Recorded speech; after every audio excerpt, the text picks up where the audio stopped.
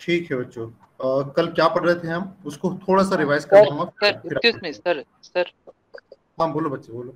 Sir हमने ज़्यादा class attend नहीं कर पाई है सर। सब्जेक्ट के बारे में सर थोड़ा सा क्लियर कर दीजिए हमें, मतलब इसमें किसका अध्ययन करने वाले हैं सर हमें।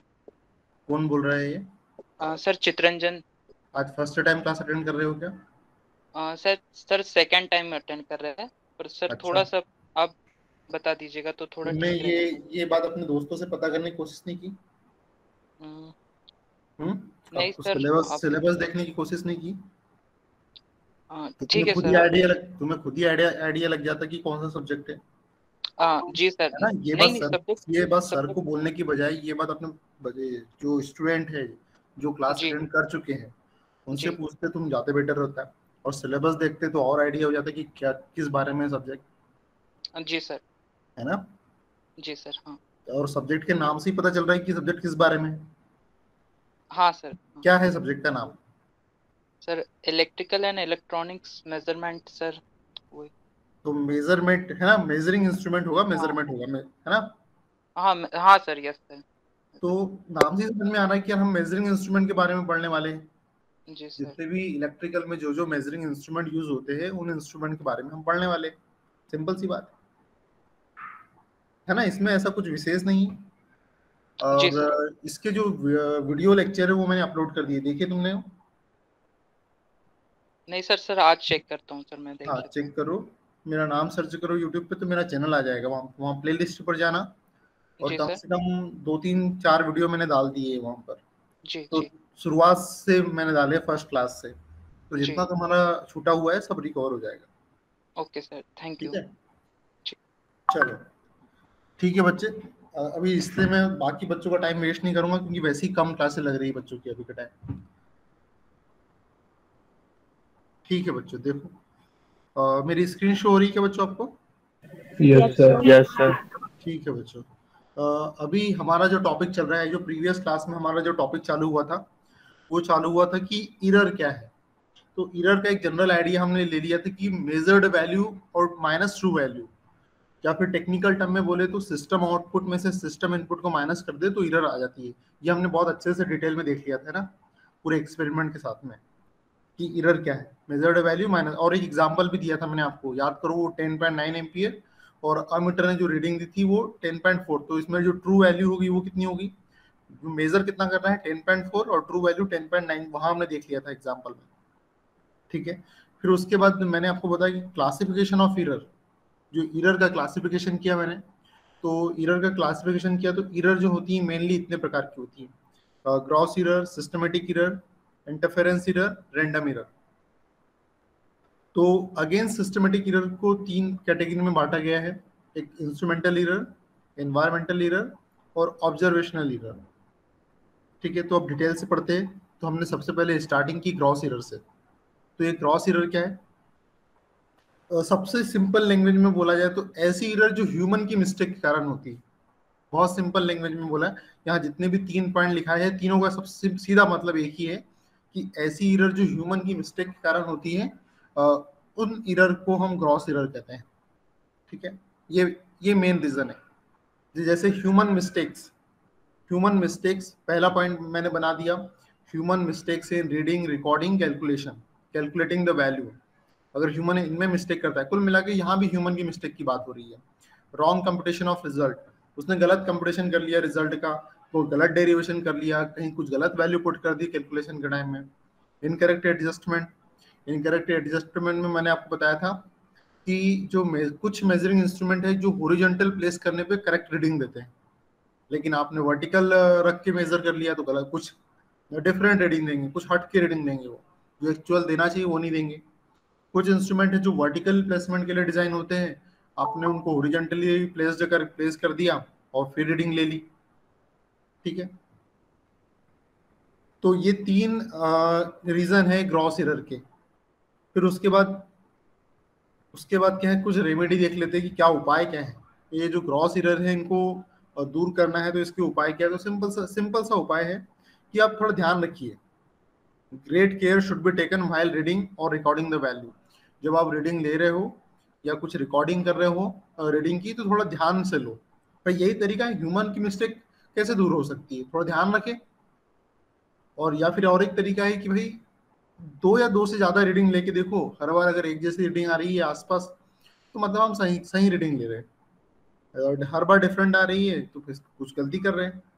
तो यहाँ पे ये दूसरा पॉइंट यही लिखा है कि 2 or more reading should be taken for quantity under measurement. ठीक है, तो ये एरर हमने प्रीवियस क्लास में पढ़ ली थी।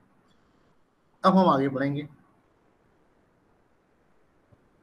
ठीक है, अब हम सिस्टमेटिक एरर स्टार्ट करने वाले हैं। सिस्टमेटिक एरर क्या है? ये देखो, सिस्टमेटिक एरर के बारे में बात करते हैं कि this errors may be due to wrong construction, wrong calibration, due to friction. ठीक है, ये 3 कारण बता दिए कि जो सिस्टमेटिक एरर है, जो सिस्टमेटिक एरर हो रही है, जो सिस्टमेटिक एरर का जो कारण है वो क्या है? या तो कंस्ट्रक्शन गलत है, सिस्टम की एरर के कारण, मतलब हमने सिस्टम में कुछ खराबी कर दी, कुछ गलत, हमने रॉन्ग गलत जब कंस्ट्रक्शन किया इंस्ट्रूमेंट का तो वहां कुछ गलत कंस्ट्रक्शन कर दिया। रॉन्ग कैलिब्रेशन, ये कैलिब्रेशन वाला पॉइंट आपको आगे समझ में आएगा कि क्या है। ठीक है, ये जो कैलिब्रेशन है वो बाद में समझ में आ जाएगा क्या है एक्चुअल में। इसका जो कैलिब्रेशन से मतलब है कि एसी सप्लाई है तो अलग कैलिब्रेशन होगा, अगर रेक्टेंगुलर सप्लाई है तो उसके लिए अलग कैलिब्रेशन होगा। तो यहाँ सप्लाई के नेचर के कारण ये कैलिब्रेशन वाला वर्ड आ गया है। तो ये कैलिब्रेशन हम बाद में जब पर्टिकुलर इस टॉपिक को पढ़ेंगे तो हम पढ़ेंगे। ठीक है, अब जैसे कि हमने कोई मेजरिंग इंस्ट्रूमेंट है उसको हमने एसी सिग्नल के लिए बना दिया, लेकिन उसको हम कोई और ही सिग्नल दे रहे हैं, रेक्टेंगुलर सिग्नल दे रहे हैं या फिर ट्रेपेजॉइडल सिग्नल दे रहे हैं, है ना, तो कुछ अलग प्रकार का सिग्नल दे रहे हैं, तो वहां पे कैलिब्रेशन वाला वर्ड आता है। ये बाद में पढ़ेंगे, अच्छे से डिटेल में पढ़ेंगे। और फ्रिक्शन हो रहा है मेजरमेंट के समय, उसके अंदर जो मशीन लगी है, जो मूव हो रही है, उसमें कुछ डिस्टर्बेंस आ गया, मतलब वो जब पॉइंटर है, पॉइंटर मोशन कर रहा है, इसका मतलब क्या हुआ? पॉइंटर मोशन कर रहा है इसका मतलब अंदर कुछ ना कुछ तो रोटेटिंग पार्ट होगा, और रोटेटिंग पार्ट में फ्रिक्शन हो रहा है जब इंस्ट्रूमेंट में वर्किंग हो रही है तो भी हमें कुछ अलग रीडिंग देगा वो। तो कुल मिला के जहाँ सिस्टम की एरर होती है, सिस्टम के कारण, जो अंदर जो मैन्युफैक्चरिंग सिस्टम है उसके कारण जो एरर आ रही है वो सिस्टमेटिक एरर हो रही है। रॉन्ग कंस्ट्रक्शन, आपने कुछ गलत कंस्ट्रक्शन कर दिया। ठीक है, और वाइंडिंग कुछ ज्यादा लगाना था, कम लगा दी, ये हो सकता है। टॉर्क ज्यादा लगना चाहिए, कम लग रहा है, ऐसी कुछ कुछ प्रॉब्लम हो तो वो भी सिस्टम रॉन्ग कंस्ट्रक्शन कर दिया आपने। रॉन्ग कैलिब्रेशन मतलब जिस सप्लाई के लिए डिजाइन किया है वही सप्लाई दीजिए, कुछ गलत गलत सप्लाई मत दो। मतलब आपने एसी के लिए डिजाइन किया, आप डीसी दे रहे हो, तो मतलब आपने गलत कैलिब्रेशन कर लिया। जब आपको एसी पर काम करना था तो आपने एसी के हिसाब से स्केल को कैलिब्रेट करना था, आप उसको ट्रेंगुलर वेव के हिसाब से कैलिब्रेट कर रहे हो। तो बनाते समय ऐसे मिस्टेक नहीं करना है, बनाते समय श्योर रहना है कि भाई आपको किस सप्लाई पे हमारे इंस्ट्रूमेंट को काम करवाना है। इसलिए wrong calibration due to friction, friction नहीं होना चाहिए, मूविंग पार्ट में घूम रहा है तो स्मूथ मोशन होना चाहिए। बच्चों मेरी बात समझ में आई क्या? ये सिस्टमेटिक एरर मतलब सिस्टम की एरर, समझ में आई क्या ये बात? Yes sir. Yes sir. Yes sir, जो मशीनों में एरर होगी। हाँ, कौन कौन बच्चा बोल रहे हैं? सर योगेश प्रजापति। योगेश, हाँ बच्चे, योगेश बताओ जरा, ये रॉन्ग कंस्ट्रक्शन का मतलब क्या हो गया? रॉन्ग कंस्ट्रक्शन जो एग्जांपल मैंने दी जरा तुम समझाओ मुझे वही। रॉन्ग कंस्ट्रक्शन कैसा समझाया मैंने, तुम समझाओ। सर रॉन्ग कंस्ट्रक्शन मतलब सर वही एसी के लिए बना है, डीसी हम उसमें सप्लाई दे रहे नहीं हैं। नहीं नहीं, वो रॉन्ग या फिर कंस्ट्रक्शन में नहीं आएगा, वो रॉन्ग कंस्ट्रक्शन में नहीं आएगा। तो रॉन्ग सर कंस्ट्रक्शन तो का फिर मतलब है कि सर जैसे मतलब मैन्युफैक्चरिंग के कारण जो इनसाइड प्रॉब्लम होती है वो सर रॉन्ग कंस्ट्रक्शन के लिए। रॉन्ग कंस्ट्रक्शन का मतलब ये है कि जब आपने बनावट की, आपको 4 पोल लगाना चाहिए, आपने 2 पोल लगाए, ये हो गया रॉन्ग कंस्ट्रक्शन। अंदर 4 पोल यस बनना सर, चाहिए, उसके आपने 2 अंदर पोल का बनाए। जो हाँ, कंस्ट्रक्शन ही पार्ट गलत है किया ना सर आपने। वो कम ज्यादा हो जाए। हाँ, कंस्ट्रक्शन ही गलत किया ना भाई, मशीन में 2 पोल होना चाहिए, आपने 4 लगा दी। मशीन में जो वाइंडिंग के 10 फेरे होना चाहिए, आपने 8 ही फेरे किए। आपकी जो स्प्रिंग है उसकी स्ट्रेंथ कुछ अलग रहना चाहिए, कुछ आपने कुछ अलग कर दी, तो आपने कुछ बनावट अलग की है। Wrong construction. रॉन्ग कैलिब्रेशन जो एसी सप्लाई का जो बताया ना मैंने, कि मैंने भाई रॉन्ग कैलिब्रेशन, ये कैलिब्रेशन जो वर्ड है ये सप्लाई के नेचर पर डिपेंड करता है। अगर आप एसी सप्लाई दे रहे हो तो उसके लिए एक अलग स्केल, उसके लिए एक अलग स्केल कैलिब्रेट होती है। अगर आप ट्रायंगुलर वेव सप्लाई दे रहे हो तो उसके लिए एक अलग स्केल कैलिब्रेट होती है। अगर आप ट्रायंगुलर वेव दे रहे हो तो उसके लिए एक अलग स्केल कैलिब्रेट होती है। तो ये कैलिब्रेशन का संबंध है, रिलेशन है स्केल के नेचर से, कि हर सप्लाई के लिए अलग स्केल बनती है। और एक तीसरा, फ्रिक्शन हो रहा है, ये भी किसके कारण हो रहा है? आपने सिस्टम में कुछ गलत बनाया, आपने थोड़ा सा एयर गैप ज्यादा देना चाहिए था, आपने नहीं दिया, इसलिए फ्रिक्शन हो रहा है। तो ड्यू टू फ्रिक्शन, ठीक है। तो ये है हेलो बात, ये सर। बात है। हाँ बच्चे हेलो बोलो। सर, वो ब्रजेश भैया को ज्वाइन कर लीजिए। ब्रजेश भैया को ज्वाइन कर ले, बोलो उनको सप्लाई मतलब ज्वाइन करने की बोलो।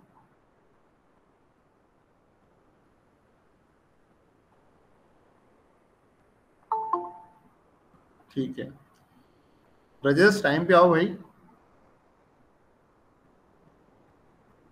ब्रजेश,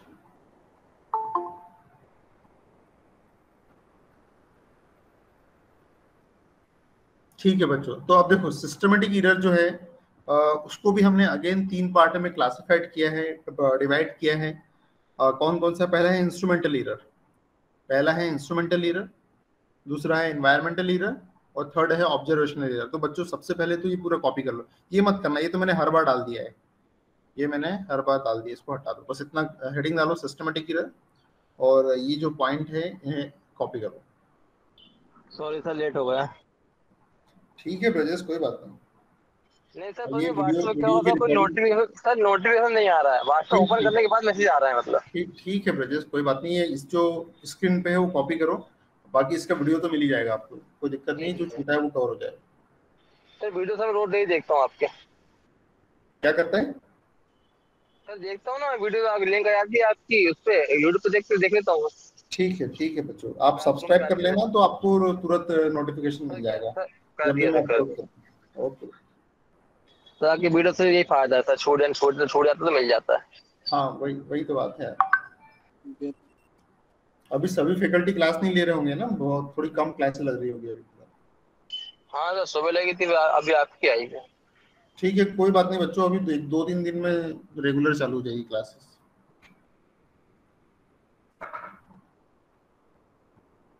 अभी थोड़ा और 2-3 दिन थोड़ा सा और ऐसे ही रहेगा, फिर उसके बाद कंटिन्यू सारी फैकल्टी बराबर टाइम पे क्लास लेगी। अभी सर चलेगा कल थोड़ा खुलने का 2-3 दिन। कुछ है क्या सर? थोड़ा सा एक सर ने बताया था खुल जाएगा यहाँ तक ही।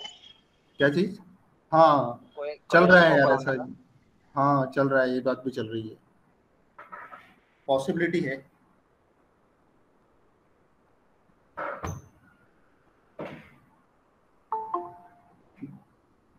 देखो स्कूल तो लगने लग गए हैं, स्कूल स्टार्ट हाँ हो सर, गए। पर सुना था फिर से बंद होने का आदेश आ गया हाई कोर्ट से। चलो अभी तुम बात मत करो, रिकॉर्डिंग चल रही है अपनी, यही बात आ जाएगी नहीं। ये हो गया कॉपी बच्चों? यस सर, हो गया। ठीक है। ठीक है बच्चों, अब हेडिंग डालो इंस्ट्रूमेंटल एरर। अब इसके सब पार्ट की स्टडी करते हैं। सिस्टमेटिक एरर तो समझ में आ गई हमको, अब इसके सब पार्ट की बातें करते हैं।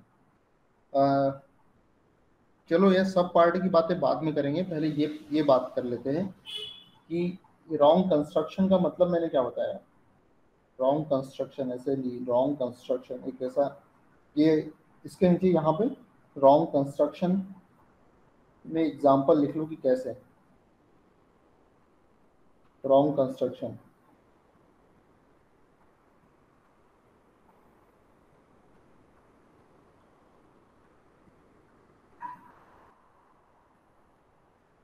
लेस नंबर ऑफ, लेस और मोर, लेस या मोर number of poles, least or more number of finding,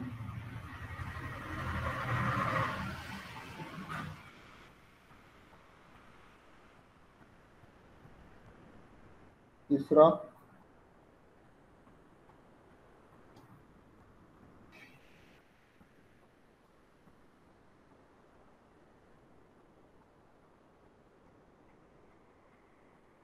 different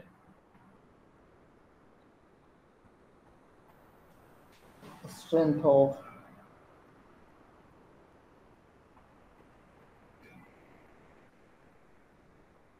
magnet,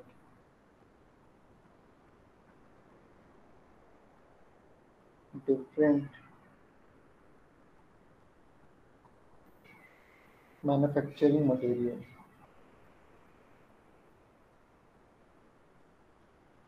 ये इस प्रकार से रॉन्ग कंस्ट्रक्शन में आ जाएगा कि आपने गलत मटेरियल का यूज कर लिया है, गलत प्रकार से कंस्ट्रक्शन किया, और आप अच्छे मटेरियल का यूज कर सकते थे।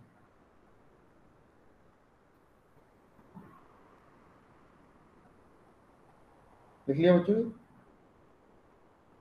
Wrong construction. अब रॉन्ग कैलिब्रेशन में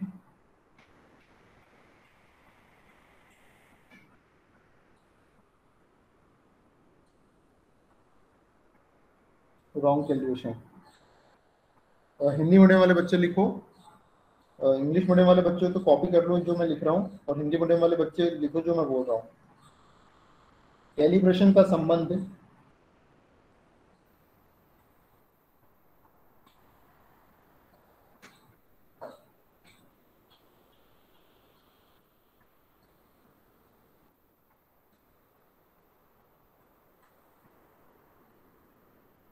स्केल की बनावट से है।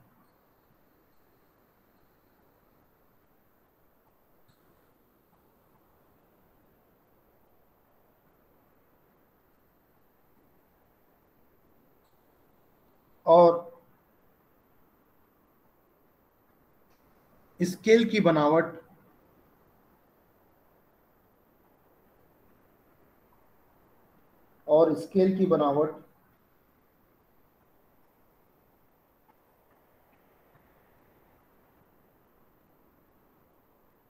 सभी प्रकार की सप्लाई के लिए अलग अलग है।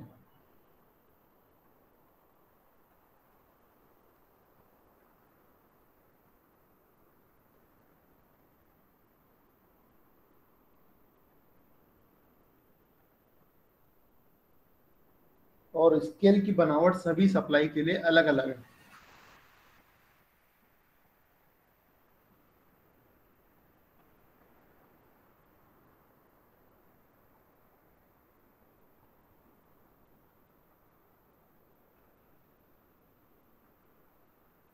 लिखिए बच्चों। Yes sir. Yes sir. कुछ समझ में नहीं आया तो बच्चों पूछ लेना मुझसे ना। आप देखो, रॉन्ग कंस्ट्रक्शन भी देख लिया हमने, रॉन्ग कैलिब्रेशन का मतलब भी देख लिया, और ड्यू टू फ्रिक्शन। अब तीसरा यहाँ पे लिखो फ्रिक्शन, इधर due to friction.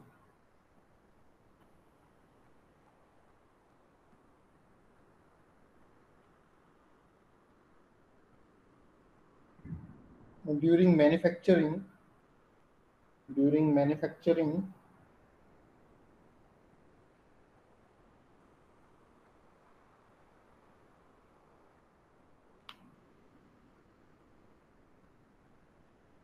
air gap, proper air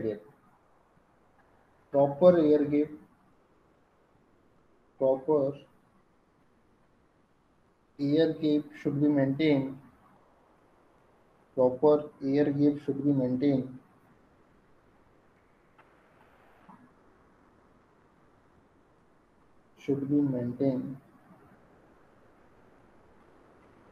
between static and rotating part.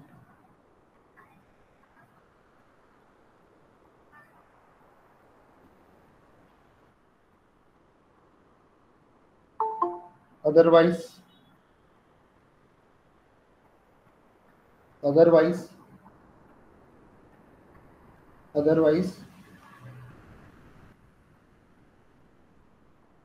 during rotation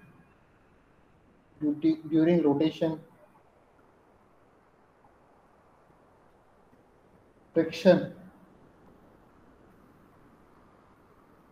occurs in measuring instrument.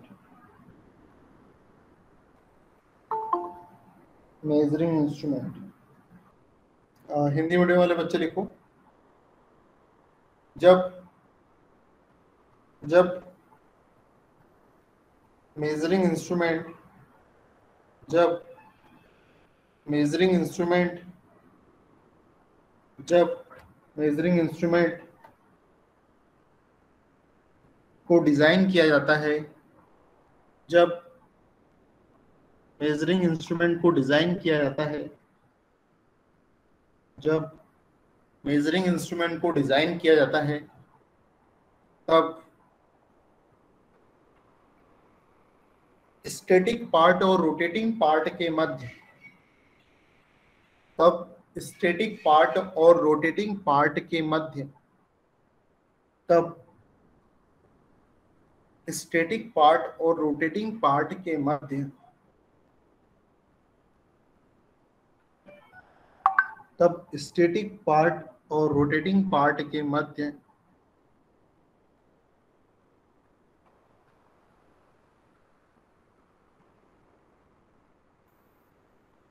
Proper air gap होना चाहिए, प्रॉपर एयर गैप होना चाहिए, प्रॉपर एयर गैप होना चाहिए,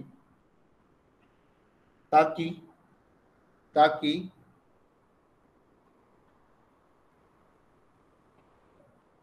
प्रॉपर एयर गैप होना चाहिए ताकि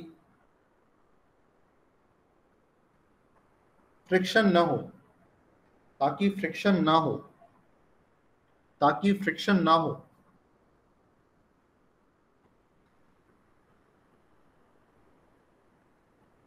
ताकि फ्रिक्शन ना हो।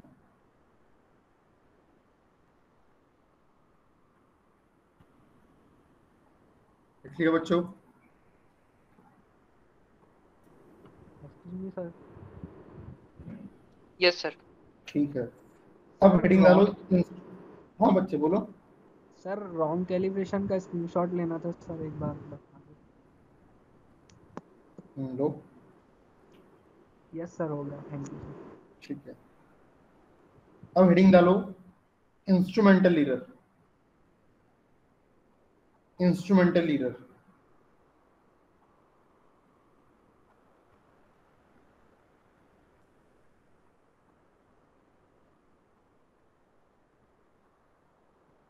ठीक है, अब देखो क्या है इंस्ट्रूमेंटल एरर। मतलब अब नाम ही से समझ में आ रहा है कि ये इंस्ट्रूमेंट के इंटरनल स्ट्रक्चर के कारण इसमें कोई एरर आ रही होगी। सिस्टमेटिक एरर की जो पहला सब पार्ट है वो है इंस्ट्रूमेंटल एरर। तो इंस्ट्रूमेंटल एरर क्या है? The error which occurs due to instrument internal structure. तो बच्चों इंग्लिश मीडियम वाले तो पूरा जैसा का वैसा कॉपी कर लो कि the error which occurs due to instrument internal structure. Hindi medium वाले बच्चे लिख लो कि इस प्रकार की एरर इंस्ट्रूमेंट की आंतरिक संरचना, इस प्रकार की, हिंदी मीडियम वाले बच्चे लिखो इस प्रकार की एरर इंस्ट्रूमेंट की आंतरिक संरचना के कारण होती है। इस प्रकार की एरर इंस्ट्रूमेंट की आंतरिक संरचना के कारण होती है। हिंदी मीडियम वाले बच्चे इंस्ट्रूमेंटल एरर में लिखो इस प्रकार की एरर इंस्ट्रूमेंट के आंतरिक संरचना के कारण होती है।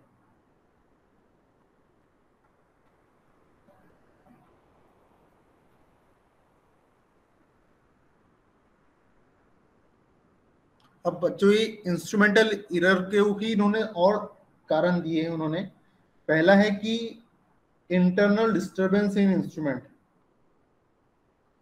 नंबर 1 लिखो बच्चों, due to internal disturbance in instrument. Instrumental error में पहला है कि इंस्ट्रूमेंट में इंटरनली कैसे डिस्टरबेंस हो सकता है। यदि आपका जो मैग्नेटिक फील्ड है due to variation in internal magnetic field of measuring instrument, जो पहला तो पहली हेडिंग डालो due to internal disturbance in instrument, due to internal disturbance in instrument. और इंटरनल डिस्टरबेंस कैसा होगा? यदि मैग्नेटिक फील्ड कम ज्यादा हो रहा है, आपका इंटरनल स्ट्रक्चर आपने इस प्रकार से बनाया है कि आपका जो अंदर का मैग्नेटिक फील्ड है वो कम ज्यादा हो रहा है, तो ये भी तो आंतरिक डिस्टरबेंस हुआ ना। और ये कम ज्यादा मैग्नेटिक फील्ड क्यों हो रहा है? क्योंकि आपने इंस्ट्रूमेंट का आंतरिक संरचना है आपकी इस प्रकार से कि मैग्नेटिक फील्ड कम ज्यादा हो रहा है। तो due to variation, English medium वाले बच्चों आप जैसा कि वैसा कॉपी कर लो, आप तो आपके लिए मैं अलग से नहीं लिखा रहा हूँ, हिंदी मीडियम वालों के लिए लिखा रहा हूँ मैं। पहला लिखो हिंदी मीडियम वाले बच्चे, नंबर 1 पॉइंट डाल के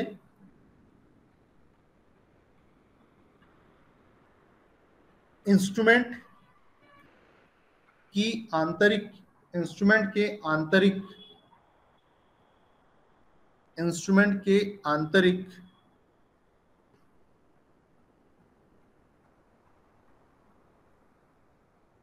डिस्टरबेंस के कारण, इंस्ट्रूमेंट के आंतरिक डिस्टरबेंस के कारण, और जैसा मैंने एक लाइन खींची है वैसे आप भी एक लाइन खींचो और ऐसा करके लिखो, ऐसा डेस लगा दो और लिखो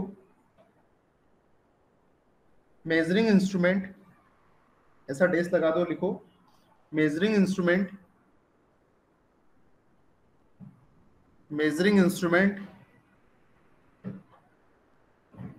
के आंतरिक, मेजरिंग इंस्ट्रूमेंट के आंतरिक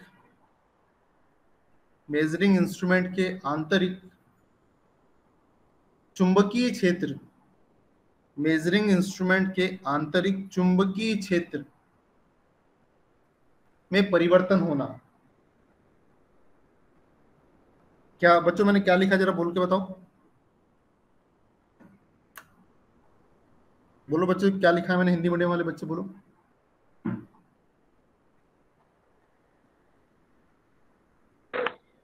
मेजरिंग इंस्ट्रूमेंट के आंतरिक चुंबकीय क्षेत्र में परिवर्तन होना। हाँ, ये क्या है, ये हमारा डिस्टरबेंस है मेजरिंग इंस्ट्रूमेंट का, ठीक है। ये क्या है, ये एक इंटरनल डिस्टरबेंस है, क्योंकि मैग्नेटिक फील्ड तो अंदर ही बनेगा ना मशीन के। अभी जब हम मशीन पढ़ेंगे ना आगे के यूनिट में तो और क्लियर हो जाएगा वहां पर कि किस प्रकार से जो चुंबकीय क्षेत्र है उसमें परिवर्तन हो रहा है।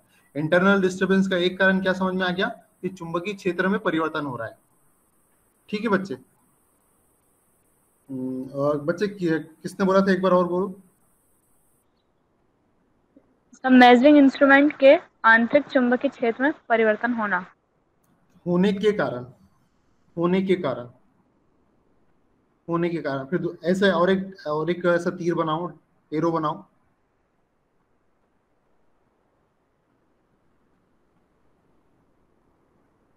मेजरिंग इंस्ट्रूमेंट, दूसरा ऐसा एरो बनाओ, लिखो मेजरिंग इंस्ट्रूमेंट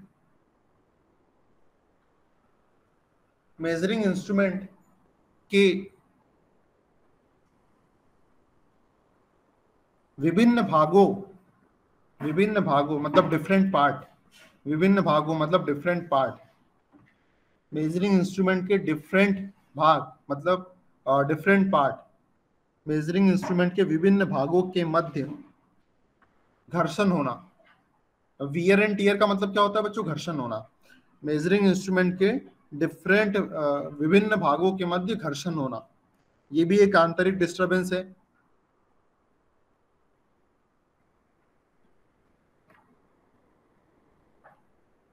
लिख लिया बच्चे, मेजरिंग इंस्ट्रूमेंट के विभिन्न भागों के मध्य घर्षण होना। तीसरा पॉइंट लिखो, फिर से एक ऐसी एरो लगाओ। अब देखो एक चीज और है बच्चे, क्या है, जो हमारा मेजरिंग इंस्ट्रूमेंट है उसमें उसके पार्ट डिफेक्टिव होना, मतलब हमने उसके अंदर जो मैग्नेट का यूज किया है उसकी क्वालिटी अच्छी नहीं है, मतलब उसका जो मैग्नेटिक फील्ड है उससे जितना निकलना चाहिए उतना नहीं निकल रहा, मतलब क्या हुई, हमारी मैग्नेट डिफेक्टिव होगी। दूसरी बात क्या है कि हम जो स्प्रिंग हम यूज कर रहे हैं उसकी मतलब उसमें इलास्टिसिटी जितनी होना चाहिए उससे कहीं ज्यादा है या कहीं कम है, तो उसका जो स्प्रिंग कांस्टेंट है वो भी डिफरेंट है, उसकी स्ट्रेंथ डिफरेंट है। तो हम क्या कर रहे हैं, तीसरा हमारा जो इंटरनल डिस्टरबेंस क्या है कि डिफेक्टिव पार्ट होना। लिखो तीसरा पॉइंट, मेजरिंग इंस्ट्रूमेंट में डिफेक्टिव पार्ट की उपस्थिति, मेजरिंग इंस्ट्रूमेंट में डिफेक्टिव पार्ट की उपस्थिति।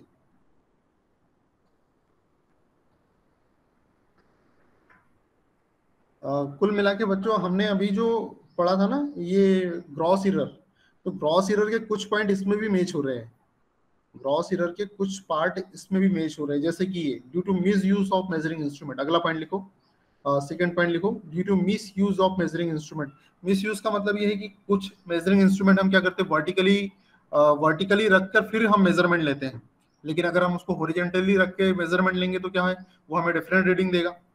और कोई मेजरिंग इंस्ट्रूमेंट हम क्या कर रहे हैं, वर्टिकली रख के रीडिंग लेने के लिए बना रहे हैं, लेकिन हम हॉरिजॉन्टली रख रहे हैं। कुछ हम हॉरिजॉन्टली के लिए हमने बनाया है मेजरिंग इंस्ट्रूमेंट और हम उसे वर्टिकल रख के रीडिंग ले रहे हैं, तो डिफरेंट रीडिंग आएगी अपने को। तो हम ये क्या कर रहे हैं, मिस यूज कर रहे हैं इंस्ट्रूमेंट का, हम अलग प्रकार से यूज कर रहे हैं उसको।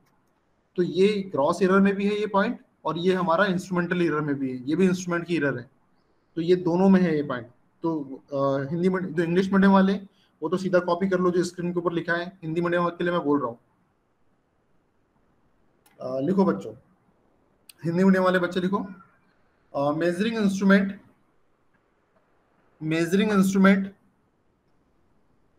को गलत तरीके से, मेजरिंग इंस्ट्रूमेंट को गलत तरीके से प्रयोग करने के कारण, मेजरिंग इंस्ट्रूमेंट को गलत तरीके से प्रयोग करने के कारण।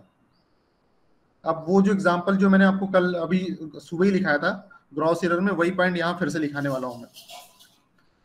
कुछ इंस्ट्रूमेंट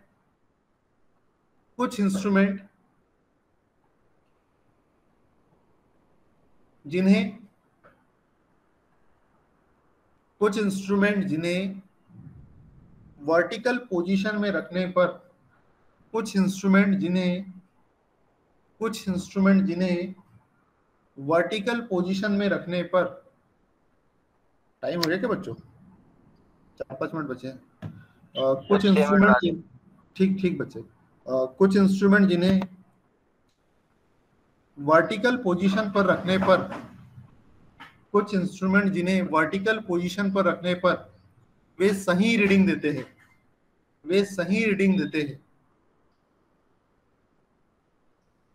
कुछ इंस्ट्रूमेंट जिन्हें वर्टिकल पोजीशन पर रखने पर वे सही रीडिंग देते हैं, लेकिन जब इन इंस्ट्रूमेंट को हॉरिजॉन्टल पोजीशन में रखा जाता है, लेकिन जब इन इंस्ट्रूमेंट को हॉरिजॉन्टल पोजीशन में रखा जाता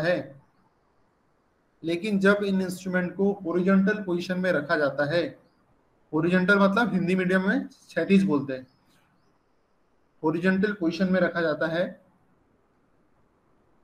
तब यह कुछ अलग रीडिंग देते हैं,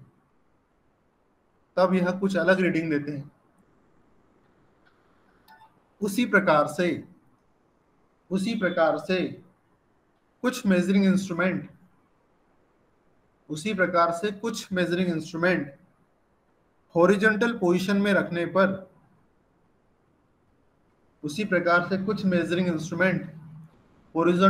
में रखने पर सही रीडिंग देते हैं, लेकिन जब इन्हें वर्टिकल पोजीशन में रखा जाता है, तब यह कुछ अलग रीडिंग देते हैं, लिख लिया बच्चों? कुछ छूटा तो नहीं? सर लास्ट वाली लाइन रिपीट कर दो। कहाँ तक लिख लिया तुमने?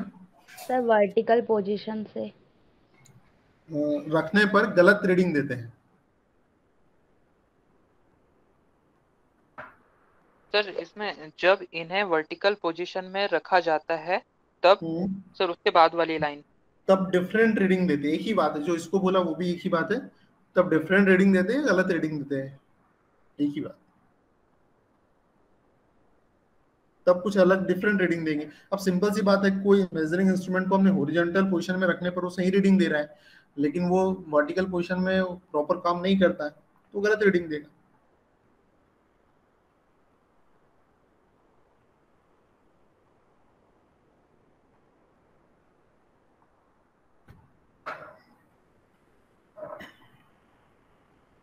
हो गया बच्चों? यस सर हो गया। तीसरा पॉइंट लिखो बच्चों, मेजरिंग इंस्ट्रूमेंट के लोडिंग इफेक्ट के कारण भी, ये बाद में समझेंगे क्या होता है लोडिंग इफेक्ट।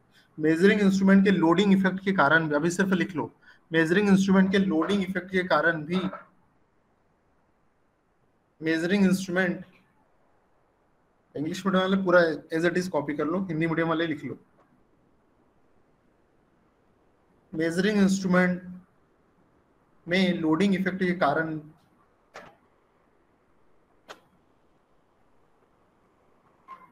यह गलत रीडिंग देते हैं।